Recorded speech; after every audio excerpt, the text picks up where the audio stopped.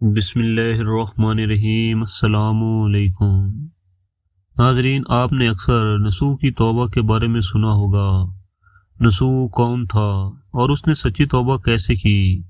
نسوح ایک عورت نما جوان آدمی تھا، باریک آواز تھی اور چہرے پر داڑھی بھی نہیں تھی، اور چال ڈال بالکل عورتوں جیسی تھی۔ نسوح اپنے اندر ان ذیلی خصوصیات کا فائدہ اٹھاتے ہوئے عورتوں کے حمام میں عورتوں کا مساج کرتا اور ان کے جسموں کی صفائی کرتا۔ اس کی حقیقت کسی کو بھی معلوم نہیں تھی، سبھی اس کو عورت سمجھتے تھے۔ یہ طریقہ اس کے لیے ذریعہ معاش بھی تھا اور عورتوں کے جسم سے لذت بھی اٹھاتا تھا۔ کئی بار وہ اس کام سے توبہ کرتا لیکن پھر توبہ توڑ دیتا۔ ایک دفعہ ایسا ہوا کہ ایک بادشاہ کی بیٹی حمام گئی اور نسوح سے کہا کہ میری مساج کرو۔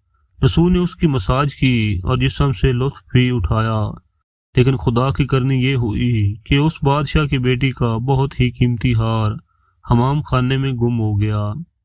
بادشاہ کی بیٹی نے اپنے سپاہیوں کو حکم دیا کہ سب کی تلاشی لی جائے۔ سپاہیوں نے تلاشی لینا شروع کر دی۔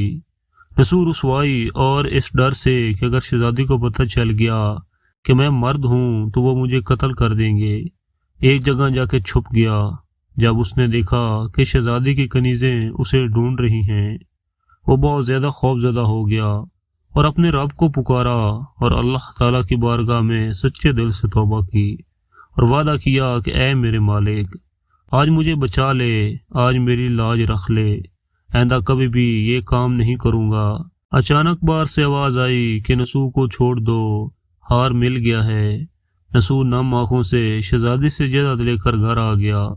نسوح نے قدرت کا کرشمہ دیکھ لیا تھا اور ہمیشہ ہمیشہ کے لیے اس کام سے توبہ کر لی تھی۔ نسوح کئی دن تک حمام نہ گیا۔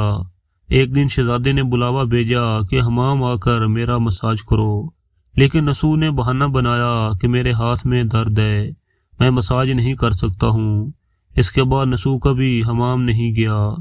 کچھ عرصہ کے بعد نسوح نے یہ محسوس کیا کہ اس شہر میں رہنا اس کے لیے اب مناسب نہیں ہے۔ حمام میں آنے والی سبھی عورتیں اس کو بہت پسند کرتی ہیں اور اس کے ہاتھ سے مساج لینا پسند کرتی ہیں۔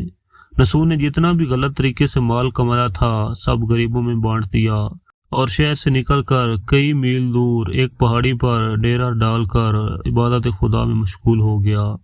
ایک دن اس کے پاس کئی سے ایک بھینس چارہ چرتی ہوئی آ گئی۔ نسوح نے اسے دیکھا اور سوچا کہ یہ کسی چرواہے سے بھاگ کر یہاں آ گئی ہے۔ جب تک اس کا مالک نہیں آ جاتا میں تب تک اس کی دیکھ بھال کرتا ہوں۔ لہذا نسوح اس کی دیکھ بھال کرنے لگ گیا اور کچھ دن کے بعد بھینس نے ایک بچہ دے دیا اور نسوح اس کا دودھ استعمال کرنے لگا۔ کچھ دن بعد ایک تجارتی قافلہ راستہ بھول کر ادھر آ گیا، جو سارے پیاس کی شدت سے نڈھال تھے۔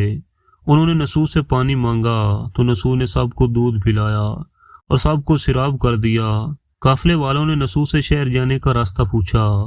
نسوح نے ان کو آسان اور نزدیکی راستہ دکھایا۔ جانے سے پہلے تاجروں نے نسوح کو بہت سارا مال دیا۔ نسوح نے ان پیسوں سے وہاں کنواں کھدوا دیا۔ آہستہ آہستہ وہاں لوگ بسنے لگے اور عمارتیں بننے لگیں۔ وہاں کے لوگ نسوح کو بڑی عزت اور احترام سے دیکھتے تھے۔ رفتہ رفتہ نسوح کا چرچا اس بادشاہ تک بھی پہنچ گیا جس کی بیٹی کی وہ مساج کرتا تھا۔ بادشاہ کے دل میں نسوح سے ملنے کا بڑا اشتیاق پیدا ہوا۔ بادشاہ نے نسوح کو پیغام بھیجا کہ میں آپ سے ملنا چاہتا ہوں، مہربانی کر کے دربار تشریف لے آئیں۔ جب نسوح کو بادشاہ کا پیغام ملا تو انہوں نے ملنے سے انکار کر دیا اور معذرت چاہی کہ مجھے بہت سارے کام ہیں، میں آپ کے ہاں نہیں آ سکتا۔ بادشاہ کو بہت حیران ہوا کہ انہوں نے مجھ سے ملنے سے منع کیوں کیا۔ بادشاہ نے کہا کہ چلو وہ نہیں آتا تو میں اس کے پاس چلا جاتا ہوں۔ جب بادشاہ نسوح کے علاقے میں داخل ہوا تو خدا کی طرف سے ملک الموت کو حکم ہوا کہ بادشاہ کی روح کو قبض کر لے۔ اس زمانے کے رسم و رواج کے مطابق اور بادشاہ کو نسوح سے ملنے کی وجہ سے لوگوں نے نسوح کو بادشاہ کے تخت پر بٹھا دیا۔ نسوح نے اپنے ملک میں عدل اور انصاف کا نظام قائم کیا اور اسی شہزادی سے شادی کر لی جس کی وہ مساج کرتا تھا۔ ایک دن نسوح تخت پر بیٹھ کر لوگوں کی داد رسی کر رہے تھے کہ ایک شخص حاضر ہوا اور کہنے لگا کہ کچھ سال پہلے میری بھینس گم ہو گئی تھی، میں آپ کی عدالت سے اپنی بھینس کا طلبگار ہوں، مجھے میری بھینس ڈھونڈ کر دیں۔ نسو نے کہا کہ تمہاری بھینس میرے پاس ہے، آج جو کچھ میرے پاس ہے وہ تمہاری بھینس کی وجہ سے ہی ہے۔ نسو نے حکم دیا کہ اس کے سارے مال اور دولت کا آدھا حصہ بھینس کے مالک کو دیا جائے۔ وہ شخص خدا کے حکم سے کہنے لگا کہ اے نسو، جان لو، نہ میں انسان ہوں اور نہ ہی وہ جانور بھینس ہے، بلکہ ہم دو فرشتے ہیں۔ ہم تمہارے امتحان لینے کے لیے آئے تھے۔ یہ سارا مال اور دولت تمہارے سچے دل سے توبہ کرنے کا نتیجہ ہے۔ یہ سب کچھ تمہیں مبارک ہو۔ اور اتنا کہہ کر وہ دونوں فرشتے وہاں سے چلے گئے۔ اسی وجہ سے سچے دل سے توبہ کرنے کو توبہ نسو کہتے ہیں۔